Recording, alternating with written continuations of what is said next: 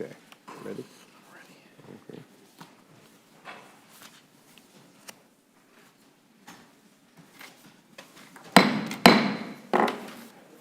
The Subcommittee on Livestock and Foreign Agriculture will now come to order. This hearing of the Subcommittee of Livestock and Foreign Agriculture entitled Reviewing the State of the Dairy Economy. All of us who represent various portions of American agriculture understand the importance of the dairy industry today and historically, and we know the challenges that the industry has been facing. Last year, in a bipartisan effort, we decided to really take a closer look at the dairy title, and we made changes. We made changes because we thought it was a reflection of the need that was resulting in the hard-hit changes that have been taking place with the dairy industry across the country. So part of this morning's hearing is to really get our witnesses' take on what direction we need to be doing, what efforts that the committee needs to be following with regards to implementing the changes in the dairy title. So let us begin with the opening statements, and we look forward to hearing the witnesses' testimony. As we understand, as I stated, the dairy industry in America is facing a crisis. This hearing is just one part of the subcommittee's efforts to continually respond to those challenges. There will be subsequent hearings and workshops around the country as we work with the United States Department of Agriculture to implement the new title. Addressing these critical problems, I believe, is one of the highest priorities of this subcommittee. In speaking with our chairman, Colin Peterson, I know how much he feels that this is critical. We all represent important parts of America's dairy country. The United States, though, the reality is we've lost over almost 20,000 licensed dairies in the last 10 years. 20,000 licensed dairies. Nearly every day it seems another national news story about the family farmers making tough choices on having to sell their dairy. They don't do it by choice. My family's been involved in the dairy industry for 3 generations. I know how families feel. The dairy is a part of their sum and substance. And in California, we have the nation's top dairy producing states, dairies that have been passed down from generation to generation, including the one I grew up on. So this issue I have a lot of personal reflections on. But let's be clear about the facts. The dairy industry provides nearly 1 million jobs in the United States, an economic impact of over $200 billion. In my district alone, dairy contributes over $2 billion to the local economy. When we lose a dairy farm, we lose those jobs, we lose the investments that the farm provides. As I said, we worked hard in the last Farm Bill to make changes in the dairy safety net. Yesterday, I met with the United States Department of Agriculture Undersecretary Bill Northey, who told me that they are making progress in getting the new dairy margin coverage program implemented. This morning, as some of you may know, the United States Department of Agriculture will announce an online decision tool that will let farmers estimate how the dairy margin coverage could work for them. And that's welcome news because we're pushing them to get this process out there. As soon as later this week, we hope the USDA will send out letters to dairy farmers that participated in the margin protection program and let them know what premium refund or credit they will be able to receive. These updates are good news, but unfortunately the expected start of the dairy margin sign-up is still June 17th. I appreciate the priority that Secretary Perdue and the USDA has put on implementing the dairy program, but I know time is of the essence. For many of these dairy men and women, they are looking as to how long they can survive. And therefore, when they've had to endure years of low margins, when their input costs exceed their receipts on a monthly basis, how much longer can they hold on? And of course, the loss of the dairies over the last 10 years are a reflection of that loss of equity, that loss of dairies. When we look at the dairy industry across the country and the regional challenges that we face, I've learned clearly in the 15 years I've been in Congress that one program doesn't fit all farms equally. And so when we made the changes last year, we tried to take that into account. That's why I strongly supported the more risk management agency insurance products for dairy farms and made sure that farms could participate in both the dairy margin coverage and livestock gross margin insurance for dairies. Both Chairman Peterson and our previous chairman, who is here, worked very closely in trying to make sure that we kept all the options in the menu. In addition to a thorough Farm Bill implementation oversight, the subcommittee will also focus on other issues impacting our dairy farmers. And what are they? Well, they're trade and labor. U.S. dairy is fighting hard in global markets to face these challenges. We are hoping that progress is being made on the reauthorization of the USMCA or NAFTA 2, whatever you want to call it. But Mexico is a top destination for the United States dairy industry, and it needs to be maintained and, I believe, expanded. And while the U.S.-Mexico agreement allows Canada to keep the bulk of their current domestic system under a supply management scheme, which we actually looked at here some 5 years ago, recent International Trade Commission economic analysis indicated that the proposal forecasts, if we implement the new United States-Mexican-Canada trade agreement, that would provide an additional $300 million, they estimate, additional dairy exports under the agreement. Frankly, I hope we can do better. That's positive, but I think more can be done. So the last area that is of critical need to our dairy men and women around the country is a reliable workforce. Trying to come up with an immigration solution for agriculture is long overdue. Some of us have been laboring on this for many, many years under multiple administrations. I've been calling for comprehensive immigration reform.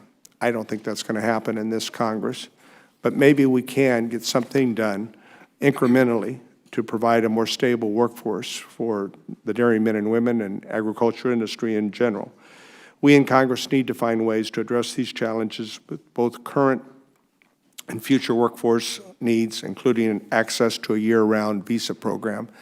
And Whether or not modification in the H-2A actually is a way to do that remains to be seen, but there are things that need to be done, clearly.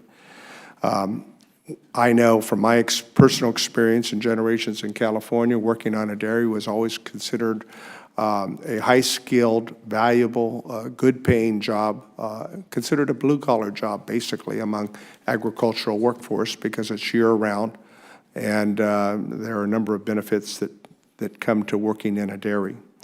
So I hope a legislative fix that we are working on will come to fruition. I take to heart Secretary Sonny Perdue's call for legislative reform, and I hope that he will continue to be engaged in this effort as we work on a plan. So with that said, we have our ranking member here, and I would defer to him for an opening statement. And we look forward to doing right by our dairy farmers, our men and women who work every day, because cows are milked 365 days a year, to put that food on America's dinner table every night. So I look forward to the conversation that we have, and Ranking Member Hartzler, I will defer to you for an opening statement. Well, thank you, Chairman Costa, and the cows don't take a day off, do they? No, they don't. And neither should we. I want to thank our witnesses for being here today, and I really appreciate the chairman for holding this hearing to focus on the state of the dairy industry. All sectors of the agriculture economy, this is no secret, are facing challenging times, and of course the conditions for our dairy farmers are no exception. Dairymen across the country have faced a multi-year period of low milk prices and trade uncertainty, along with labor challenges that have remained unsolved, quite frankly, for decades. These problems are plaguing dairy producers of all sizes and in all regions of the country, which is why House Republicans prioritize making key improvements to the safety net and enhancing risk management options for both large and small dairy operations during the past several Congresses leading up to passage of the new Farm Bill. I want to commend Ranking Member Conaway, who is here with us this morning as well, for his work to remove the limitation on livestock insurance policies in the Bipartisan Budget Act of 2018. Many of you will remember that battle well. He also did an incredible job shepherding the 2018 Farm Bill through the House and, of course, eventually to the President for his signature so it would become law. The focused effort he led to increase coverage options, reducing premiums significantly for catastrophic coverage in Tier 2, and eliminating the restriction between livestock gross margin insurance and the new dairy margin coverage program are all improvements intended to help producers better manage the risk and uncertainty that they face. Dairy farmers and their lenders are watching closely for news from USDA about the availability of coverage under the new program.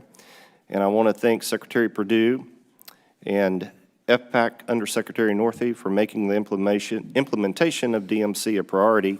And in fact, as the chairman noted, as of this morning, USDA announced the web-based decision aid tool for DMC is now available for producers to begin reviewing their options before sign-up begins. I think we all can be pleased with that.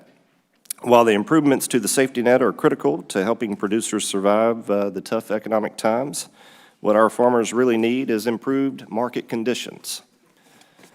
This is why swift approval of USMCA is so critical for our farmers and ranchers. According to the long-awaited analysis by the International Trade Commission, as mentioned by the chairman in his remarks as well, dairy is one of the sectors with the most to gain from the renegotiated agreement with Canada and Mexico. While implementation will need to be closely monitored, the additional access for U.S. dairy products and the elimination of Canadian Class 6 and Class 7 dairy pricing strategies are a major, major win for American dairy producers and processors. As we would say back home, a big-time win. I touched on this at the outset, but I want to highlight again the shortage of adequate labor because of our broken immigration system. Dairy producers essentially have no reliable supply of workers. As we all know, the current agriculture guest worker program is designed for seasonal labor needs, not the year-round work required on dairies. This past Congress, I was proud to be an original co-sponsor of H.R. 4092, the Ag Act, which attempted to address the needs of farmers, ranchers, and other agriculture businesses struggling to find labor. While immigration can be a very complicated and highly emotional issue, we should all be able to recognize the disservice congressional dysfunction has done for all sectors of the agriculture industry in failing to pass meaningful reform of the guest worker program. This has been a debate that's been ongoing for at least 2 decades, if not more. And going back to my years with Senator Helms, I remember working on this in the mid-'90s and the late '90s, and then we thought we had something in the mid-2000s. And it's been on and on and on. The fact of the matter is, we got to get the job on this done. You know, as we speak, cows go unmilked, fruit gets left on trees, and crops rot in the field because farmers cannot find a reliable, legal source of labor. Meanwhile, we in Washington always wait for the results of the next election, and the problems continue to grow. We cannot continue to ignore this problem, and I urge all of us in Congress to put aside all the politics related to it, and for once on this issue, start beginning to craft a common sense solution that the President can sign. American agriculture needs it desperately, and I think we all can agree on that. Again, I want to thank all the witnesses for appearing here today to share your perspectives on the state of the dairy industry, and I look forward to hearing from each of you. I yield back. I thank the ranking member, and we're pleased this morning to have both the chair of the House Agriculture Committee and the ranking member, and in tradition, we will be pleased to hear them with any opening comments they care to make. Chairman Peterson. Well, thank you, Mr. Chairman, and thank you and the ranking member for holding this hearing. It's been a tough number of years in the dairy industry. I think we've made significant improvements in the Farm Bill, and if I hope people hang in there long enough to figure out what they are. One of my frustrations has been the length of time that it's taken for them to roll this out, but that wasn't really caused by us. That was caused by the Senate and some of the provisions that they put into the bill that have drug out this situation, especially the refund thing. But they're apparently going to get it done in June, and it'll be retroactive. So I just hope people will hang in there until they get time to figure it out. The other thing I'm a little bit concerned about is that there might be confusion sowed by what the department is talking about putting out there. I haven't seen it, but I'm hearing they're putting out this decision chart that's going to have people look through and figure out whether they should have $5 or $9 or whatever this stuff is. And, as if there's any question. And in my opinion, there is no question about what to do. It is very simple. Unless you are wealthy and have deep pockets, and if you want to stay in the dairy business, you should take $9.50. You should take it for 5 years and lock it in, And if you don't come and complain to me, and hopefully we won't have to use it. Hopefully the market will be there and we will not have to dip into this. But, for a relatively small amount of money, you can lock in a gross income for 5 years. And, it's probably not as much as people would like, but it's enough to get you through some of these tough times. So, we've made improvement for the smaller producers, but we've also in what we did, I think, took care of all aspects of the industry. We have a new revenue insurance program that's going to be available for everybody. We went from 4 to 5 million pounds. We improved the livestock gross margin program. So there's something in this dairy provision for everybody. And, I look forward to working with the industry and the members as we roll this out. So far, we have not seen the industry splinter into regional disputes, although there is some noise out there, different parts of the country. Hopefully that will dissipate and not grow into any kind of effort. As we've worked hard and long, Jim Costa and I and others, to make sure that we have an industry that can work together and not get back into the old fights between the Northeast and the Midwest and California and so forth. And we've been able to do that. So we got enough other problems without us fighting amongst ourselves. So I think we have a program that is pretty good, and I think it'll be laid out here today. So I thank you, Mr. Chairman, for holding the hearing, and we'll look forward to the testimony. Well, thank you, Mr. Chairman. Thank you for the good work that you've done. I think your observations I share, and clearly I think you've given good advice in terms of how we implement this effort in a bipartisan way that I think reflects the needs of our dairy industry. And certainly it's part of, I think, the responsibility of the House Ag Committee to try to keep the dairy industry working together, because it does no good when we get divided in between different regions of the country.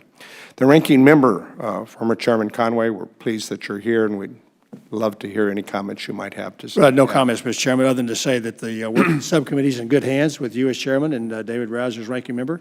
And David, I appreciate your compliments and your opening remarks. And let's hear from the witnesses. I think enough yapping gone from this side of the stage, so I yield back. All right. Well, we thank the ranking member and always for the good work that you do and have over the years working in a bipartisan effort. The chair will request that members submit their opening statements for the record so the witnesses may begin their testimony, and so we'll have ample time to get to the questions. And we'd like to recognize our first witness. And by the way, we've recognized people as they've come in here based upon seniority, so I have a list, and that's what I'll do. I'll follow the list, alternating between Democrats and Republicans. And we'd like to begin with Chairman Peterson making an introduction of a constituent who will be our first witness. Chairman Peterson. Thank you, Mr. Chairman, and we're pleased to have Sadie Frericks here from Melrose, Minnesota. They own and operate a 90-cow first-generation farm in that area. Anybody that's been to Melrose knows that the dairy industry is ground zero there. Without them, Melrose would dry up. So, Sadie, we are very pleased that you were willing to come out and testify here today. I see you've, that your son is, Dan is with you here. Oh, there he is back there. So we got an up-and-coming dairy farmer there, huh? Do you work him hard? That's good. Yeah. He's shaking his head. So anyway, the Frericks name is very well-known name in that part of the world, and we're pleased that you're, choosing to get into the dairy business, and we wish you all the success, and happy to have you here at the committee, so thank you. Thank you. Would you please begin, Ms. Frericks? Pleased to have you here this morning and your family. Good morning, Chairman Costa, Congressman Rouser, and members of the subcommittee. My name is Sadie Frericks. I am a dairy farmer from Minnesota. Thank you for inviting me to speak to you today about the state of the dairy economy. I'd like to start by telling you a little bit more about my farm. I own, manage, and operate a first-generation dairy farm together with my husband, Glenn, and our 3 children, Dan, Monica, and Daphne. As Congressman Peterson said, my son Dan is here with me today. We milk 90 cows and manage 200 acres of pasture and cropland. 14 years ago, we left secure jobs with full benefits to answer the call to farm.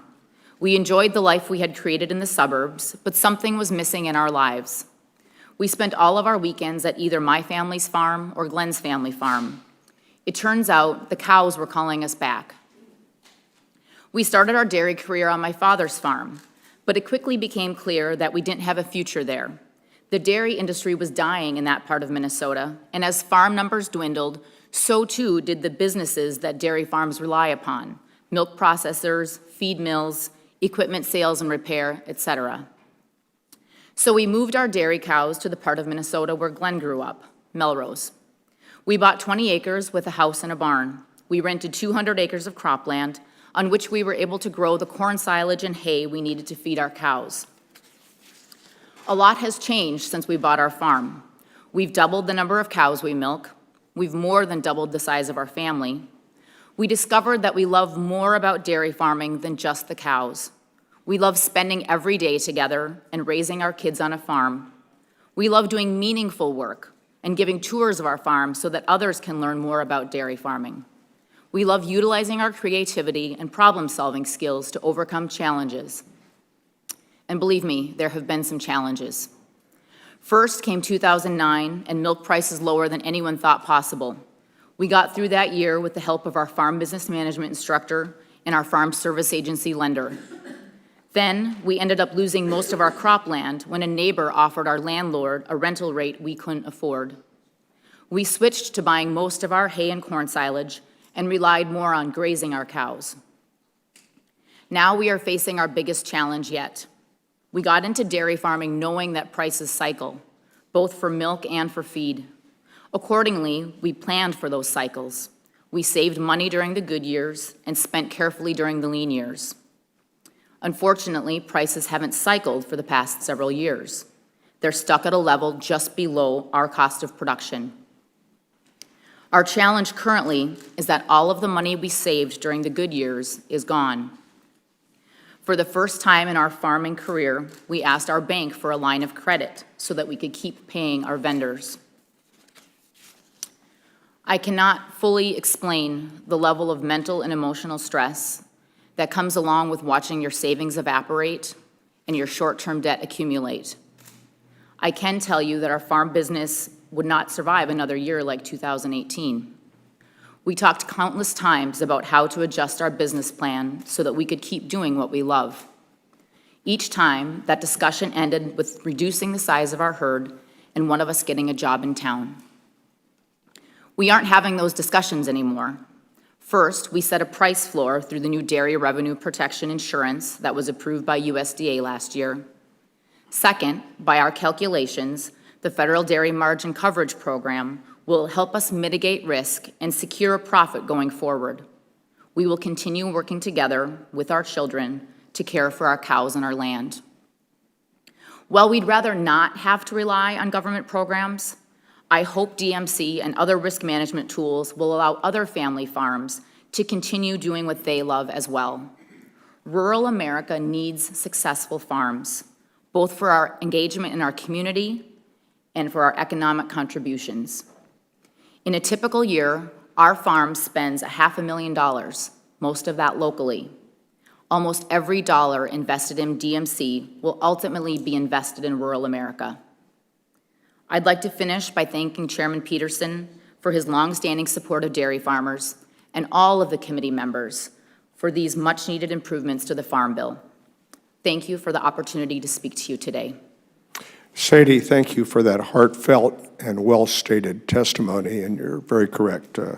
Congressman Peterson does an excellent job not only in representing his district, but America's dairy industry.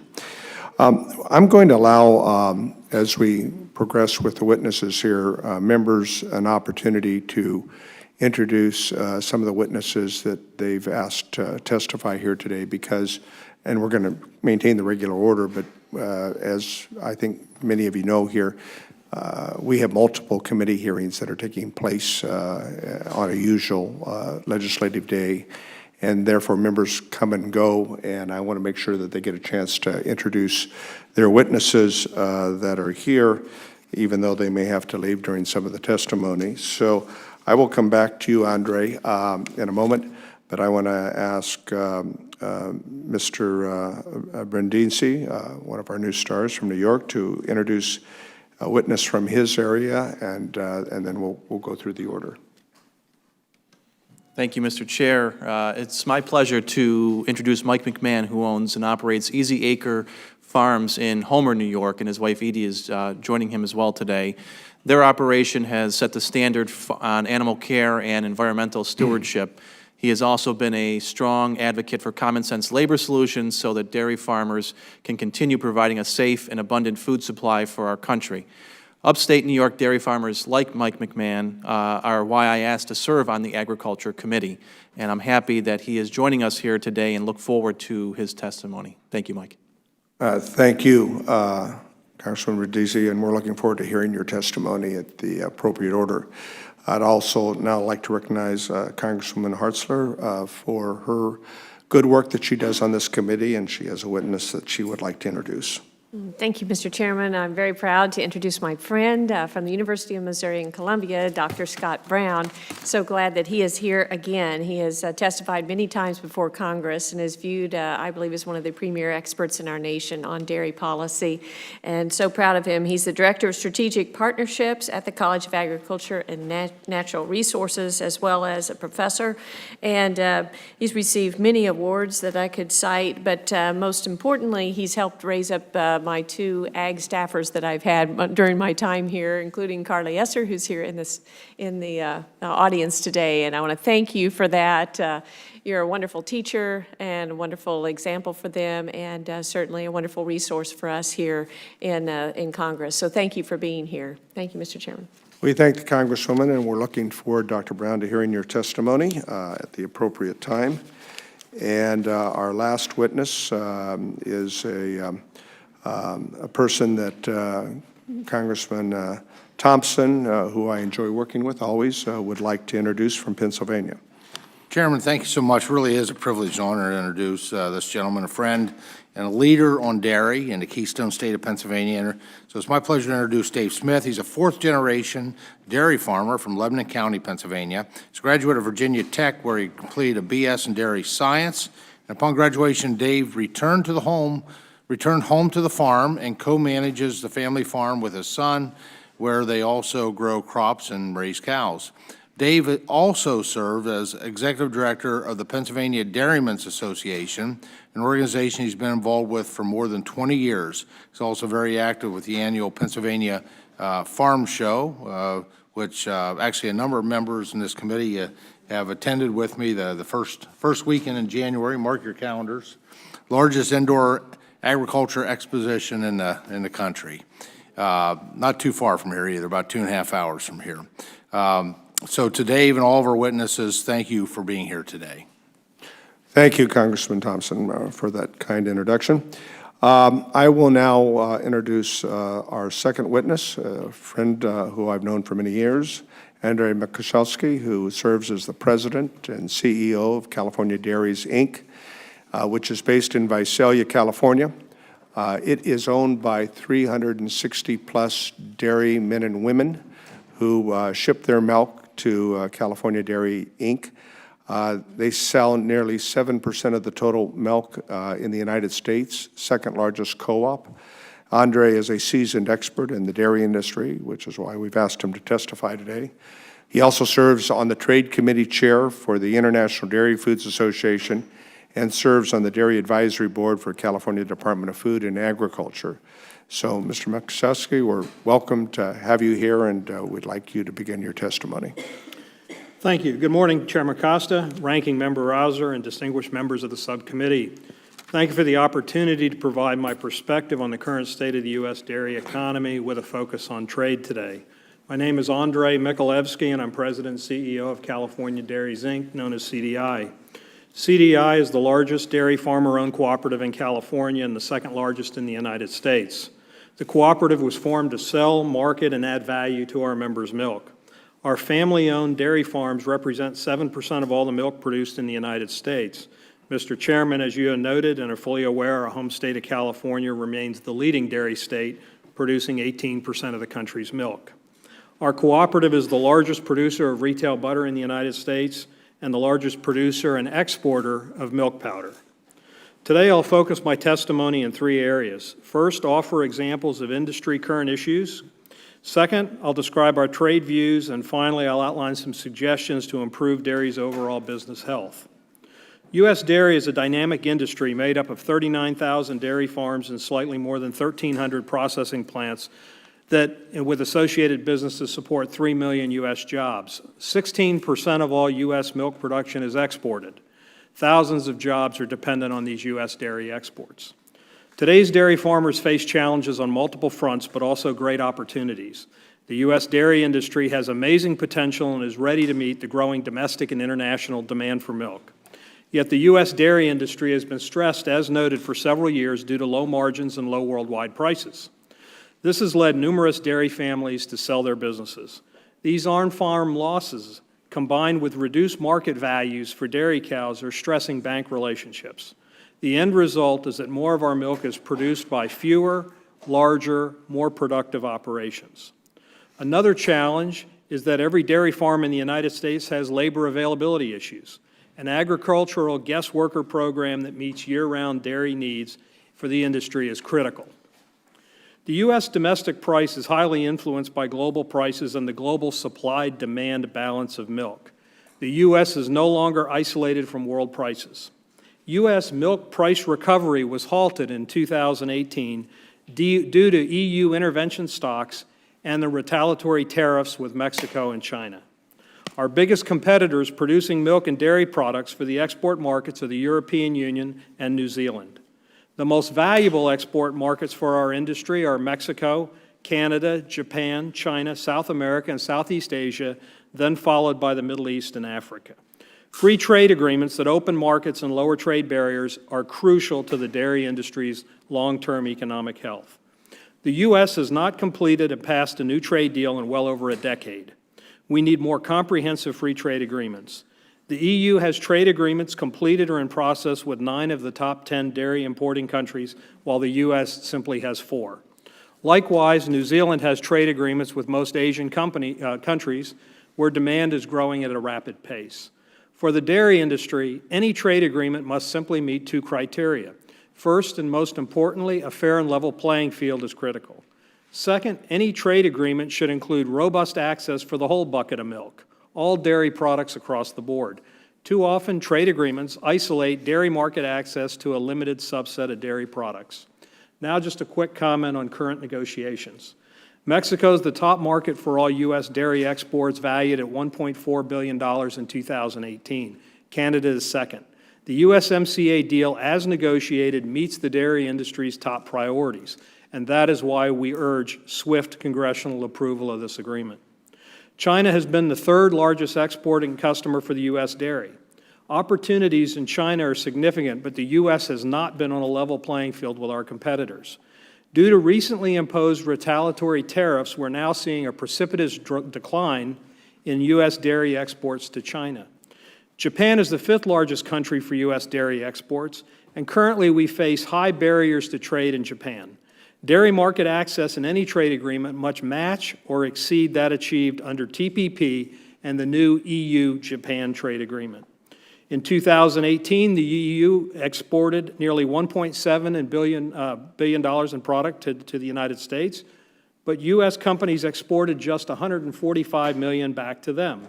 High tariffs and other non-tariff barriers, such as burdensome import licensing and certification requirements, stand in the way. We cannot afford to set a precedent of negotiating with any trading partner that sidelines agriculture. All free trade agreements must include access for agriculture. In my written testimony, I provided several short-term industry solutions, and I'll just highlight one: a policy proposal that has great potential for improving sales for the state of the U.S. dairy economy is establishing a national enhanced standard for fluid milk products. In summary, the dairy industry is a significant part of the U.S. economy. Price volatility has had a significant impact on dairy farms. Trade policy is a vital part of our future success. Our industry needs increased access to a greater number of markets and a level playing field. The U.S. dairy industry envisions a bright future, capitalizing on opportunities in the global marketplace. Again, thank you for the opportunity to testify. Thank you, and we appreciate your comments and look forward to the question period where we'll get a chance to dig a little deeper. Our next witness has been introduced by my colleague here. He's the owner and operator of Easy Acres in Homer, New York, wonderful part of the country. Very much. And Mr. Mcmahan owns and operates his operation there on standard on animal care and environmental stewardship, and we're happy in the subcommittee to have you here this morning and look forward to your testimony. Thank you, Chairman Costa. Chairman Costa, Ranking Member Rouser, and honorable members of the subcommittee, thank you for the opportunity to give testimony concerning the current state of the dairy industry. I'd like to address 2 major challenges to dairy in this country: labor, specifically immigrant labor, and environmental sustainability. Labor is always an issue in dairy. In 1995, our farm moved out of 4 old barns into a new state-of-the-art facility. One of our goals was to stop the endless turnover of labor that we'd been experiencing in our previous situation. With comfortable working conditions, reasonable hours, and being able to pay a higher wage due to modern efficiencies, we felt this would be an easy accomplishment. However, after 5 years, that wasn't happening. My wife, Edie, behind me, who's responsible for our payroll, calculated that she had issued an average of 39 W-2s per year over those 5 years to maintain a crew of 10 full-time workers. In January 2000, we replaced half our crew with Hispanic workers and instantly saw a change. Over the next 5 years, the average number of W-2s issued was 18, which includes part-time people for the cropping program. It was a remarkable benefit given the cost and time and money to constantly train new people. Not only did turnover nearly stop, but we found in the migrant workers a work ethic, animal handling skills, and a level of respect for coworkers and owners alike that seemed to be lost in the local workforce. While it is not this committee's jurisdiction, immigrant labor is absolutely critical to my operation. Regardless of the unemployment rate in our county, local labor doesn't want to milk cows. A 2017 Texas A&M study found that 79% of the U.S. milk supply is harvested by Hispanic workers.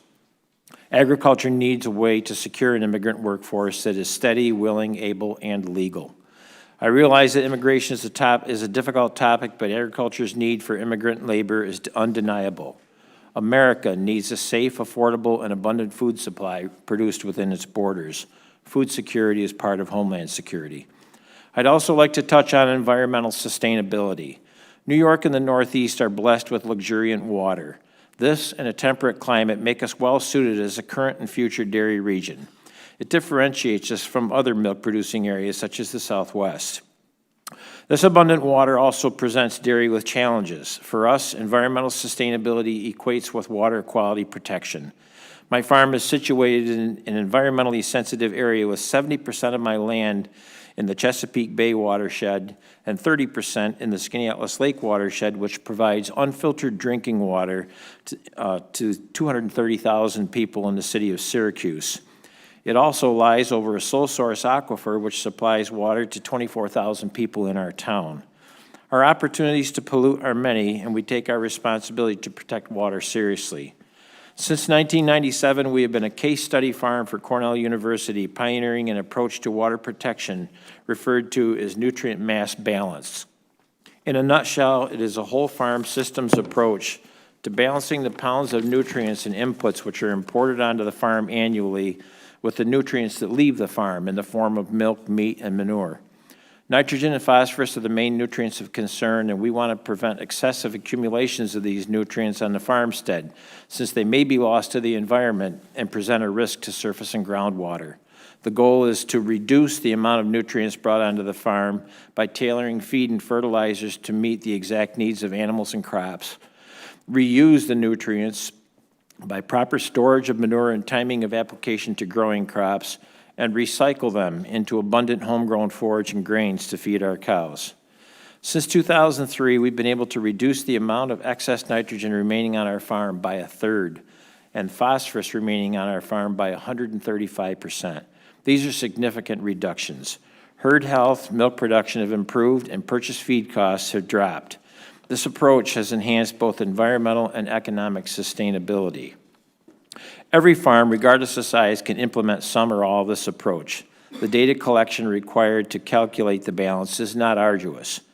Nutrient mass balance analysis of farmsteads can raise awareness of the opportunities to reduce nutrient imports and their associated costs, and incentivize dairymen to adopt nutrient-reducing management practices. Every pound of nitrogen and phosphorus that we don't import is a pound that we don't have to worry about ending up in our water. Thank you. Thank you very much, Mr. McMahon. Your comments as it relates to both labor and as well as the environmental stewardship that you have stated as an example of what in fact can be done. And I always believe that farmers in general and dairymen and women are among the best stewards of the environment, because the whole notion of sustainability is crucial for them to maintain their business. And it just, I think, is common sense. Our next witness was previously identified the Director of Strategic Partnerships from the College of Agriculture, Food and Natural Resources, Associate Extension Professor in Agriculture and Applied Economics in the University of Missouri. Dr. Brown, good to have you here. Thank you, and thanks for the kind introduction, Congresswoman Hartzler, and everything that you do for the folks in the 4th District of Missouri. Chairman Costa, Ranking Member Rouser, and members of the subcommittee, thank you for the opportunity to testify regarding the financial situation for U.S. dairy farmers and the expected results from the dairy policy changes made in the Agriculture Improvement Act of 2018. I'm an agricultural extension economist at the University of Missouri, and I have spent much of my career examining dairy industry issues. Since the record-setting milk prices received in 2014, Prices have been at lower levels and shown less volatility. Over the 2010 to 2014 period, there was a range of $11.10 from the high to low monthly price, while over the 2015 to early 2019 period, the difference between the maximum and minimum has been only $4.40. While the low milk price during these two periods is very similar, the highest monthly price since 2015 is well below the maximum over the 2010 to 2014 period. The factors that have led to this longer period of more stable but lower milk prices are a combination of many market factors. Despite an incredibly tough environment for dairy producers across the country, milk supplies have continued to expand. The most recent USDA milk production report showed for the first time since January of 2016 a 0.4 decline in production relative to year earlier levels. The longer-term expansion in milk production occurred despite continued reductions in the number of dairy operations. The number of licensed dairy operations fell by over 2,700 or 6.8% in 2018 as financial stress pushed many of these operations out of business. If the recent decline in milk supplies continue, that could provide even more milk price strength in the second half of 2019. However, the structural change in dairy operations and milk production that has unfolded over the past few years highlights the increased possibility of these longer periods of low profitability. The stubborn growth in U.S. milk supplies over the last few years has contributed to the tough financial conditions that have plagued the industry. Dairy operation equity built during the record 2014 milk prices and the apparent economies of scale in the industry has left aggregate milk supplies very unresponsive in time periods that are financially strapped. Despite slow supply response in low return periods, the industry can expand rapidly in periods of strong profitability. The cost of purchasing feed has fallen the last few years. However, the costs required to grow feedstuffs have remained high and created additional financial strain for those growing a significant portion of their feed. Poor domestic demand for some dairy products has contributed to the weakness in milk prices. Per capita consumption of 2% in low-fat milk has declined by 33 pounds over the 2010 to 2018 period and has not been offset by the recent increases in whole-fat fluid milk consumption. U.S. dairy exports are important to the outlook for U.S. dairy farmers. According to USDA's U.S. commercial dairy exports grew by 36 billion pounds on a milk equivalent skimmed solids basis over the 2000 to 2018 period, while domestic disappearance grew by only 23 billion pounds. The point remains that growth in U.S. dairy exports is vital. The implementation of new trade agreements, like the current efforts with China and the ratification of the new USMCA agreement, remain critical. The long-term outlooks provided by FAPRI and USDA estimate that the U.S. all milk price will not exceed $18 per hundred on an annual basis until after 2022. These forecasts suggest a slow recovery that occurs over the next 3 to 4 years, barring some external and anticipated shock. The new dairy provisions contained in the 2018 Farm Bill considerably strengthened the dairy safety net relative to the provisions in the 2014 Farm Bill. The level of coverage has increased and the cost of program participation has declined. It remains important to highlight the strengthened provisions contained in the 2018 Farm Bill. Those that would have picked $9.50 coverage will already have seen a payment in January of $1.51 a hundred and $1.28 a hundred in February, making 2019 decision easy. The current dairy margin coverage program is a milk price less feed cost triggered program and is meant to protect against low milk prices and or high feed costs. The DMC margin is calculated on a national basis by using the most commonly used national prices for milk, corn, alfalfa, and soybean meal. The margin will not perfectly represent any particular farmer's margin, but provides a national average margin. The DMC program is a voluntary program that allows a dairy farmer to pick a margin level to protect between $4 and $9.50 with higher premiums at higher margin levels. Producers can cover between 5 and 95% of their FSA calculated production history. The first 5 million pounds of production history covered occurs at lower premiums relative to the production history covered above 5 million pounds. It appears the DMC program will provide a needed boost to the dairy safety net. The combination of lower premiums, added flexibility in production history covered, and higher margin protection levels result in a more effective safety program than the dairy industry has had for some time. Dairy producers, regardless of size, must examine how DMC program fits into their overall risk management plan. Mr. Chairman, thank you for the opportunity to discuss the many issues facing the dairy industry today. I look forward to answering questions. We thank you, Dr. Brown, for those very important facts that explain the challenges that the industry has felt in the past and where we are today, and we look forward to a good opportunity to go over any questions at that time. Our last witness is Mr. David Smith. He's the Executive Director of the Pennsylvania Dairymen's Association. He's been previously introduced by Congressman Thompson. He's an active dairy farmer near Palmyra, Pennsylvania.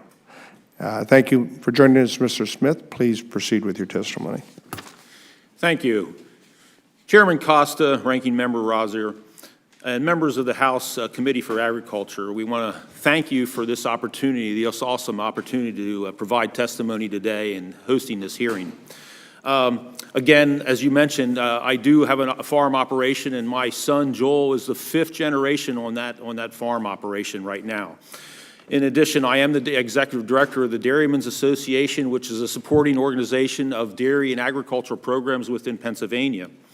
I'd like to begin by discussing two key components of the 2018 Farm Bill, offer a brief overview of the state of Pennsylvania's dairy economy, and then provide 5 key points of recommendations for your consideration. First of all, thanks to the committee for the hard work that went into the 2018 Farm Bill. That legislation contained several key things that were supportive of the dairy industry. First of all, as mentioned earlier, the DMC coverage is a positive move for dairy farmers. Secondly, I wanted to add that the Farm Bill included a very innovative and new farm-to-food bank program, which is probably as you hear very often that it's a good and very logical program coming out of Congress that connects the dots between surplus ag products and the nation's food banks. A comment that you probably hear often that it's good and logical. I would go on to talk a little bit about the Pennsylvania dairy industry. And according to the USDA Census of Agriculture, Pennsylvania lost 915 dairy farms between 2000 and 2017. I would add that last year we continued to undergo significant consolidation and loss of farms and cows, and our herd numbers dropped 30,000 head last year alone, with a decrease of production of 6.9% decrease in milk production. The financial stress of our dairy farmers is real, as you've heard before. I've personally seen dairy farm families, friends struggle with seismic change and within their family business model, with some selling their farms, businesses, and others seeing the painful loss of their family farm. To help address challenges currently faced by dairy industry in Pennsylvania across the country, in my written remarks, I do have a number of things that have been mentioned prior to this. The trade is hugely important to dairy, and I won't go into details. It's in the written policy. I'd also mention that the continual review of the federal milk marketing orders is needed to keep monitoring those things. In addition, as you heard before, also a workable guest worker program needed year-round is very necessary. The two items that I want to address that I am very, very passionate about, our dairy farmers have worked hard over generations to build on a wholesome, nutritious image that milk now has. Dairy cow milk is unrivaled as a beverage of nutrition, and in recent years, many upstart beverages have now used milk in their labeling. These alternative beverages are riding on the coattails of an affordable, wholesome nutrition of cow's milk. I do believe that in general, consumers are aware of the difference in nutrition, but I believe and am concerned that many consumers still do not know the difference in nutrition of real milk and the nut juices.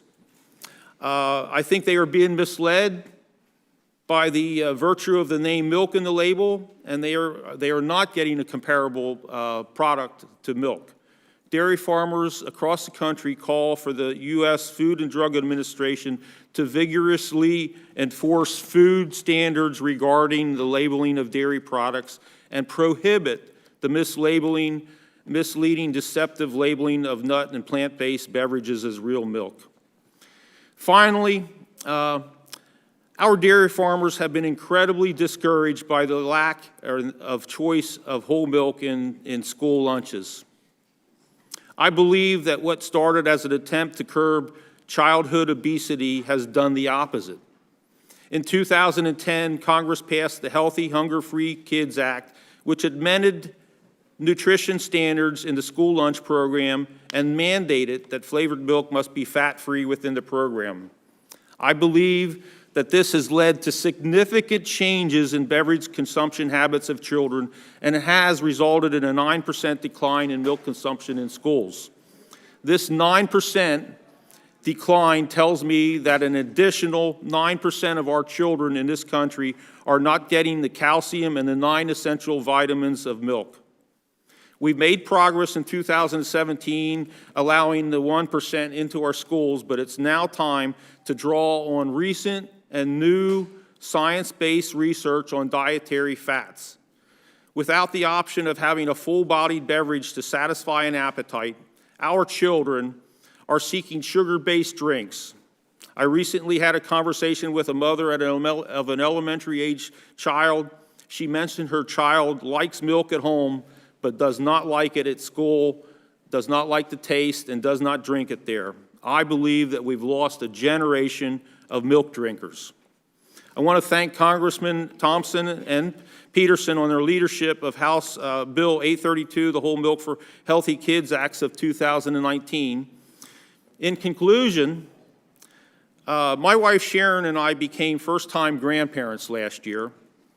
And while it's true what I've heard, that grandparenting is truly the best job that one could have, it's unfathomable to me that in a nation that prides itself in allowing choices and freedoms, my grandchild could enter a school and not even have the option of whole milk with her lunch.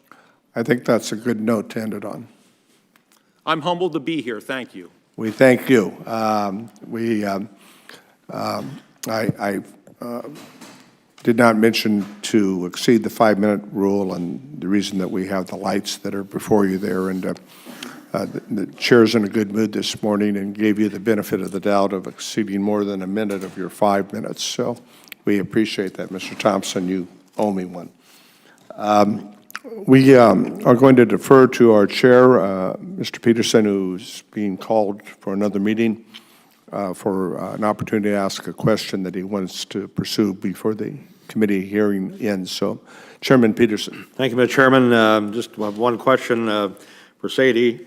You've, I assume, looked at the new margin coverage program, and have you made a decision on your farm about what you're going to do? Yes, we have, Chairman Peterson. We will enroll for all 5 years at the 950 level, and we will opt to take the 75% credit on the premiums that we paid for the margin protection program. Good. Well, you're on the ball. See, we've been out educating our constituents, and apparently they're listening, so that's good. Yes.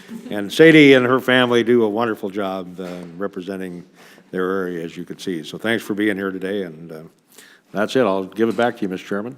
All right. Thank you, Chairman Peterson, for your leadership of this, of our House Agriculture Committee, and we continue to look forward to work with you on this effort and a host of other issues we're dealing with. I want to remind members that we will be recognized for questioning in order of seniority for members who were here at the start of the hearing, and after that, members will be recognized in the order of their arrival. And I've got a list here, and if you care to check where you are on that list, come up and see me. With that said, I will begin with my questioning. Andre, in your comments, you talked about the importance of trade and for America's dairy industry and in California. A 2018 study estimated that current retaliatory tariffs on the U.S. will decrease dairy exports possibly by as much as $415 million in 2019.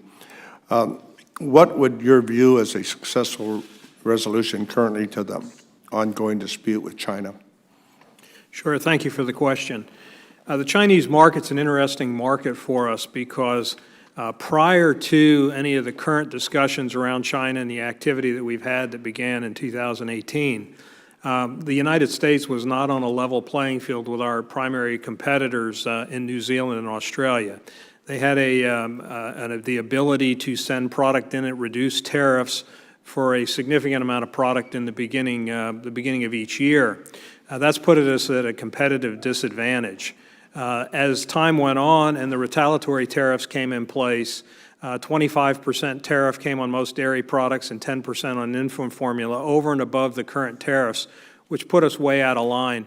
In the U.S. cheese market, we were a primary supplier to pizzas in China.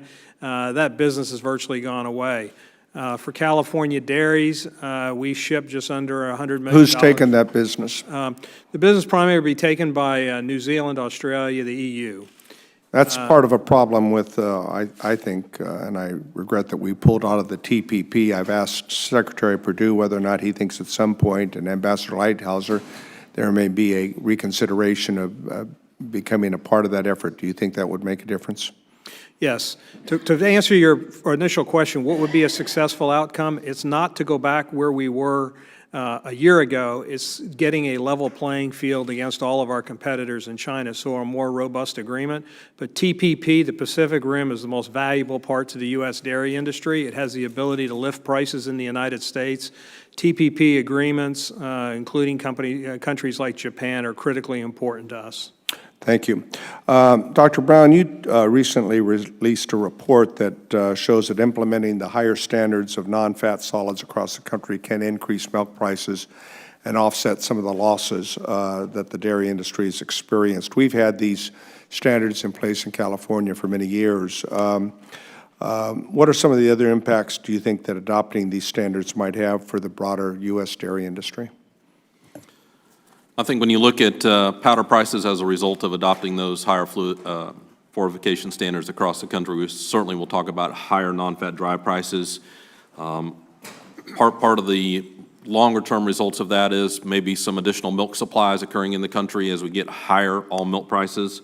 The results of that study would have shown about 70-cent higher U.S. all milk prices in the first year, but by the time we get 5 or 10 years down the road, more like 15-cent additional higher U.S. all milk prices as additional supplies drive down things like cheese prices and butter prices as well. Yeah, more nutrition, better tasting milk, it seems like a no-brainer.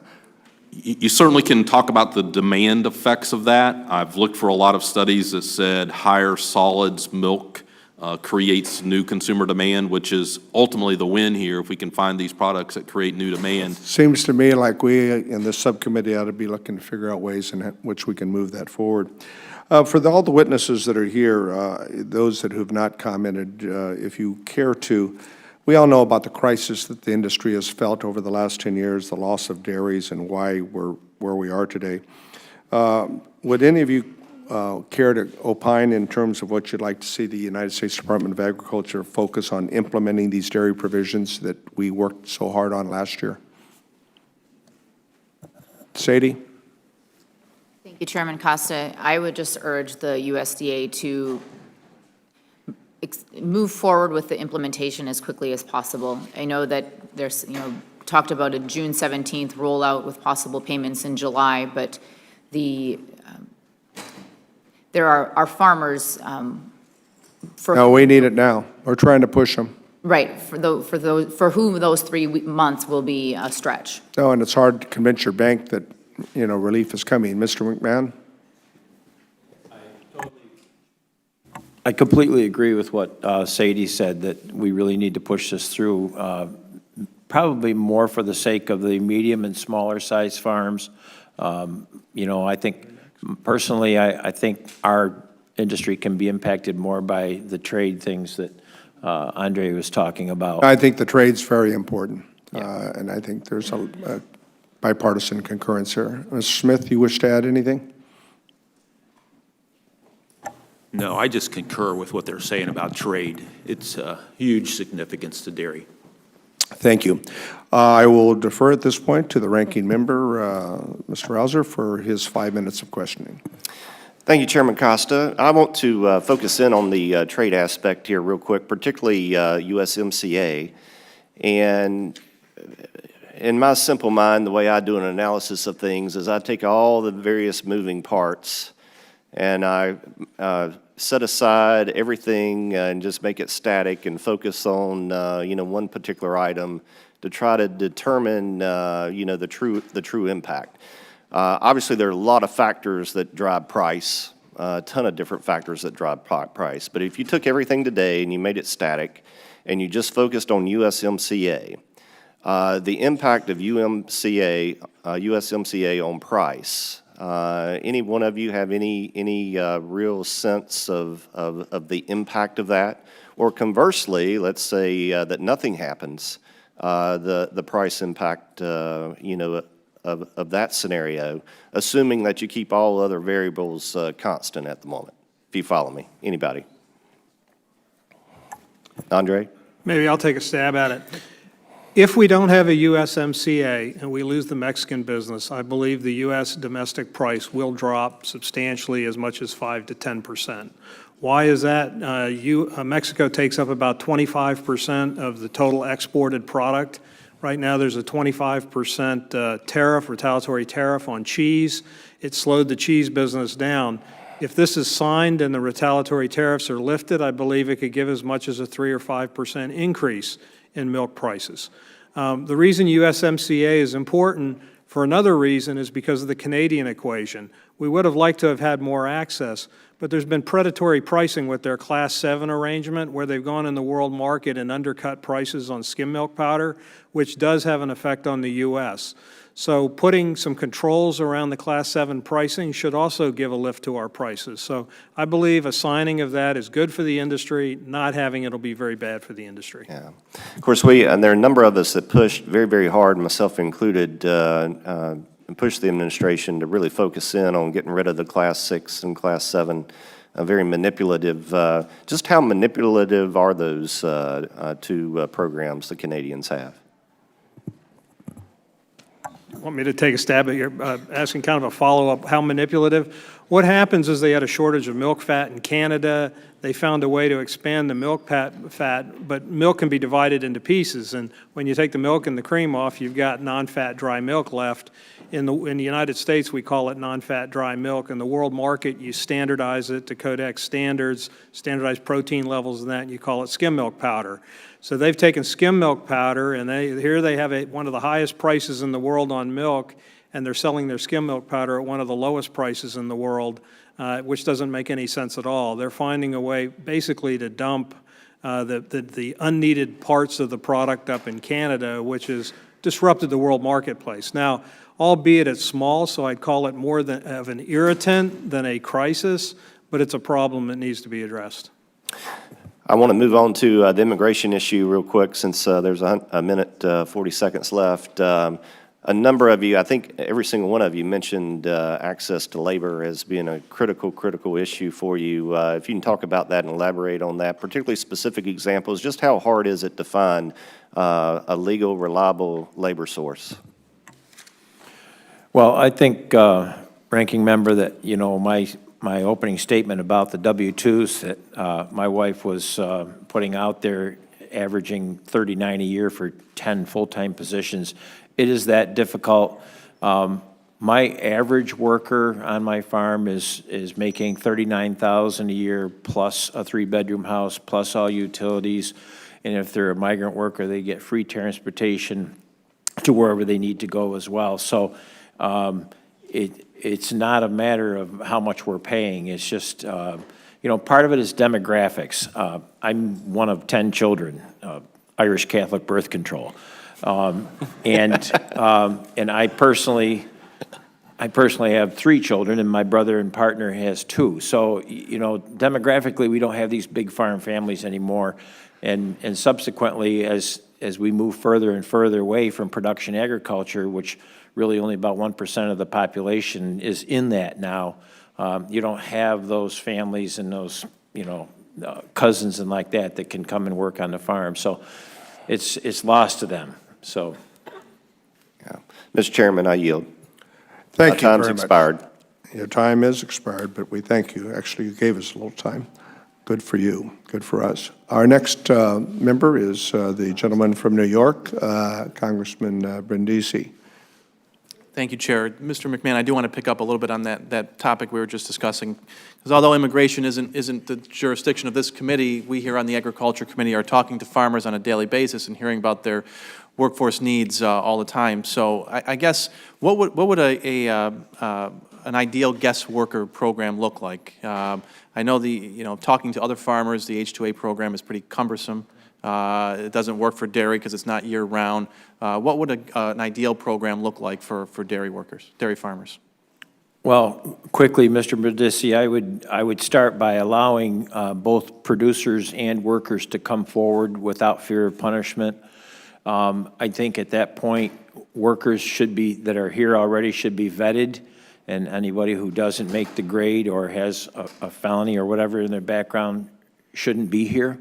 I think once they're vetted, a fine or fee, whatever you'd like to call it, could be assessed for that worker, which employers would gladly pay.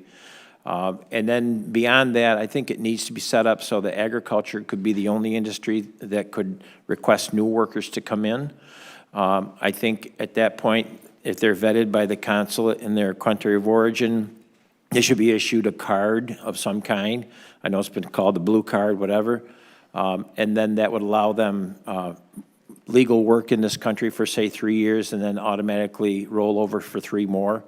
I would think that after, say, 6 years, perhaps those workers could be allowed to move into a different industry, but within those first 6 years, they could move farm to farm, but not out of agriculture. And farmers would be glad, like myself, to have E-Verify and a swipe machine, as long as we had these cards for these people. I think they should be allowed to travel back and forth to their country of origin.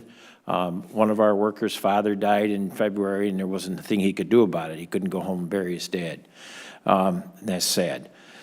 Beyond that, I think that if someone in farming needed another worker, that I think they would have to show cause. They would have to do diligence locally to try to find labor locally and prove that they did before they could request a worker from another country. And at that point, someone could be vetted by the consulate and allowed to come in and take that spot. I just think that it doesn't need to be as difficult as what we've heard over the years. I've been working on this since 2000, and I sure would like to see it come to fruition. I think we all would. Just real quick, I want to ask a question on the dairy margin coverage sign-up. I know we're approaching June 17th, and USDA has traditionally included multiple forms of contact, like postcards, forums, and broad coordination with the dairy industry. Given the challenges that dairy producers have faced for years now, it's important that this outreach captures all producers, not just those who signed up for the old program. So this really is open to any witness. In your opinion, are dairy farmers across the country, are they aware of this new dairy margin coverage program and how it could potentially help them? Are they signing up for it? Sadie? Mr. Brindisi, I think the awareness that the program exists is growing. Full understanding of how the program will factor into that farm's business plan is not quite where it should be on all farms yet. Okay. What can we do to get the word out there? What can USDA do? Do you think forums around the country, or what can we do to make sure that the word is getting out there so farmers are taking advantage of it? I think once the Farm Service Agency understands how the sign-up process will work, Farm Service Agency has done a good job in the past of providing education and consult for farmers. So once the Farm Service Agency has the tools in their hand to continue the outreach process, that will help some of those farmers that are still making those decisions about their sign-up level. Okay. Any other suggestions? I agree with Sadie on that, Mr. Brindisi, because FSA is very good about getting things out in the newsletter just as soon as they have a handle on what it is they can do. I think Andre had a comment. I was just going to make a comment. Just most of the big cooperatives in the United States have got programs to try to make sure everyone's educated, because this is a wonderful opportunity. And I don't want to take anything away from the program, because we're highly enthusiastic of what happened in the Farm Bill and highly enthusiastic of what happened with the Revenue Protection Program. But the average cow-sized dairy in California is 1,400 cows and a 5 million pound cap. While it was great to move 4 to 5 million pounds, only covers the 200 cow dairy, which means most of the dairies in California only have coverage on about 1/7 of their total production. So I'm highly enthusiastic. I don't want to say we're being critical, but it would really be nice maybe at some point to be able to open that up a little bit farther for the larger dairies. Right now, it's very good for the smaller and medium-sized dairies. Thank you.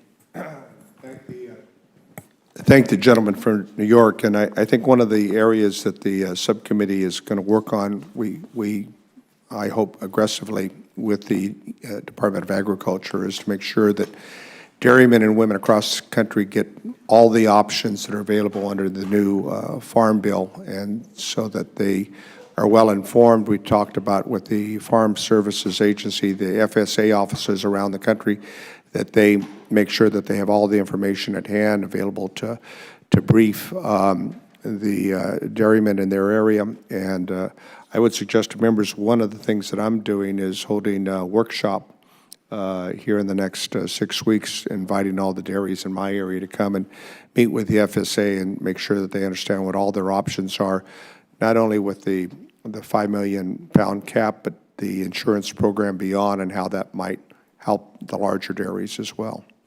So with that said, our next member is the gentleman from Pennsylvania, Mr. Thompson.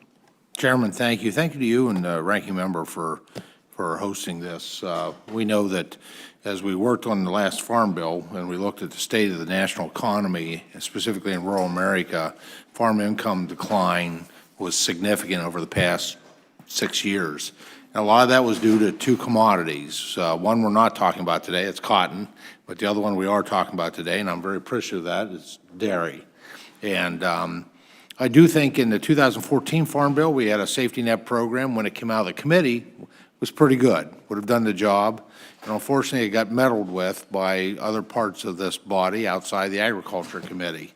And they changed that program and made it fit into their financial needs, and quite frankly, it failed. I'm very appreciative of Ranking Member Conway and his role as chairman to defend the product of this body, this committee, with the dairy margin coverage program when it came out of this committee this time around, and I have a tremendous amount of confidence. Mr. Smith, in your testimony, you made reference to the improved dairy margin coverage program, the Farm Bill. I want to follow up with you specifically on Pennsylvania. What's your sense of how familiar Pennsylvania producers are with the new program? Is there a problem with the bad experience they had from the 2014 version? And is there anything that that maybe discouraged them from signing up with this new and improved, of what I think will be an effective tool? And is there anything you think we should be done to help further inform producers? In answer to your question, yes, I do believe that the 2014 Farm Bill and that coverage put a damper on things, and it was not successful to our Pennsylvania farmers. And I don't think going forward it is more difficult to convince them that the next program is beneficial for them. So I think it's an uphill battle to educate the dairy farmers there of a better product. I think we had some suggestions earlier here about educating. I think it's going to be a continual process to try to pull more people into that understanding of a better product. I'd like to spend about 35% of my time on the safety net issue, but I like to spend, when it comes to dairy, 65% of my time on the market, because, till we get around to this, I want the safety net to be effective, but I just don't want to, I don't want us to need the safety net now. And so one of the things that we were successful in was mentioned, unfortunately not in this committee, but unfortunately in the Education and Labor Committee back in 2010, there was a change of the school nutrition standards, and we basically demonized that. I didn't vote for it, but it was demonized milk fat. And as Mr. Smith said, we did lose an entire generation of milk drinkers.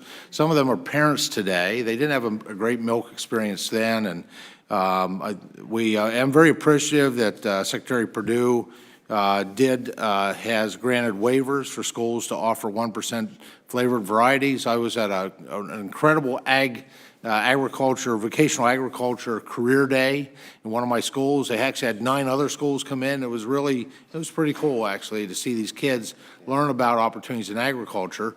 And I had lunch with them, and I was very pleased to sit down and have a great glass of 1% chocolate milk. We are, as was said, proud to be working with Chairman Peterson with Whole Milk for Healthy Kids Act to allow a resumption of really the nutrition that kids need, but also to have them have a good milk experience. And so anecdotally, I'm seeing fluid milk, whole milk sales up. That's all anecdotal. Trying to work with USDA so we can track that a little closer as a result of a new generation of milk drinkers. Just wanted to weigh in and see what your thoughts were in terms of that, how important it is, and I know that won't be through this committee, it's another committee, Education and Labor, of restoring whole milk options, not mandating it, but options in our school meals. Katie. Congressman Thompson, I applaud the efforts to return whole milk to schools because we all know that whole milk tastes leagues better than its skim version.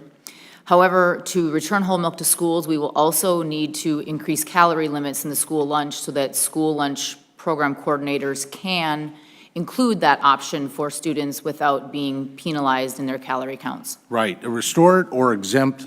The other thing is to exempt beverages. Nothing unreasonable about that as well. Thank you, Chairman. I thank the gentleman. I think we pursue this as an effort of the subcommittee, and I think we do it on the basis of nutrition. I think that's the key. The next member is the gentlewoman from Minnesota, Congresswoman Craig, the land of lakes and milk, right? That's exactly right. Mr. Chairman, I'd like to submit a statement for the record first on behalf of the National Farmers Union President, Roger Johnson, please. Certainly. Without objection, we'll deem the statement adopted for the record. Thank you, sir, and thank you, Mr. Chairman. I'd like to make it very clear to my colleagues this morning that when it comes to the dairy farmers in my district, we're talking about families who have known no other life than dairy farming their entire lives. In my district, in Wabasha and in Goodhue County, we've lost roughly 15% of our dairy farmers since 2012. Our family dairy farmers are part of the central fabric of greater Minnesota. These family farmers aren't asking for much. They just want a fair shot to make enough money to raise a family and pass that farm on to the next generation.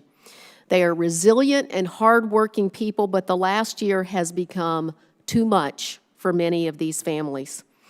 Last week, during the in-district work period, I had the opportunity to host a rural mental health listening session in my district. I heard from dairy farmers like Deborah Mills from Lake City, Minnesota, about the mental stress of dairy farming. She shared that, quote, the economic reality of stagnant milk prices, rising costs, and disappearing profit margins have taken a toll on farmers' mental health. The state of the dairy economy is truly heartbreaking right now. However, I'm especially thankful for the promise that the 2018 Farm Bill gives many of our small dairy farmers. I want to start my question with Ms. Fredericks from Minnesota. As you may know, the median income of dairy farms surveyed in Minnesota dropped by 2/3 last year, from $43,000 to less than $15,000. You mentioned in your testimony that last year you pursued a line of credit for the first time to continue paying your vendors. Can you describe the credit conditions in your area, particularly for small dairy farms, and who do you turn to for advice when it comes to credit and financing? Thank you, Congresswoman Craig. I will answer the second part of your question first. We work very closely with our Farm Business Management Instructor, which is a program in Minnesota that helps farmers become better business managers. So this individual helps us analyze each enterprise on our farm for profitability and areas of improvement. We meet with him first to establish our cash flow for the year and determine where there might be some gaps and some need for credit. Then we proceed with those numbers to our lenders at either the Farm Service Agency or our local credit union. I've heard our relationship with our lender is still in a positive place. This is the first year that we've had to look for additional credit. I've heard that it's not as promising for farms that are rolling into their second, third, or fourth year of needing additional credit. I can't speak to what those farms are hearing for answers, but I just know that it's not as good as it could be. Thank you. I just want to follow up to you, Ms. Fredericks, as well. When we talk about the dairy revenue protection, which is obviously a relatively new private insurance product approved by USDA, why did you decide to use this product, and how do you expect it to impact your farm specifically? Sure, thank you. We decided to use this product because it offers a risk management tool that sets a floor for our price. I certainly hope that we don't use it and we don't receive an indemnity, because that means that prices have improved or market access has allowed prices to improve. But it gives us a position of security in the event of a catastrophic market failure. You know, when we started farming, they told us that we'd never see $9 milk again. They promised us that, sitting at the table, that you could build your cash flow based on $12 milk. And 2 years later, we found $9 milk. So had we had a price floor program like this in place at that time, we could have stemmed the loss considerably. Thank you. And finally, I just want to talk about trade for 1 second. Mr. Mikowski, an industry study found that retaliatory tariffs issued by China and Mexico on dairy products will decrease farm revenues by about $16.6 billion and endanger 8,200 U.S. jobs over the next 5 years unless they are ended.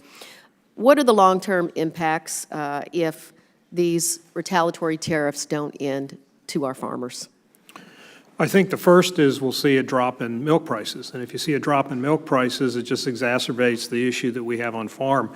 You know, there were two things that affected milk prices last year. One was the EU interfering with the dairy industry with the intervention stocks. They built up way too much product, and it took 2 or 3 years and expanded this period of time that we had very low prices. Once those things moved out, which was last year at extraordinarily low prices, the retaliatory tariffs kicked in, and it's just been a double effect on the dairy farms.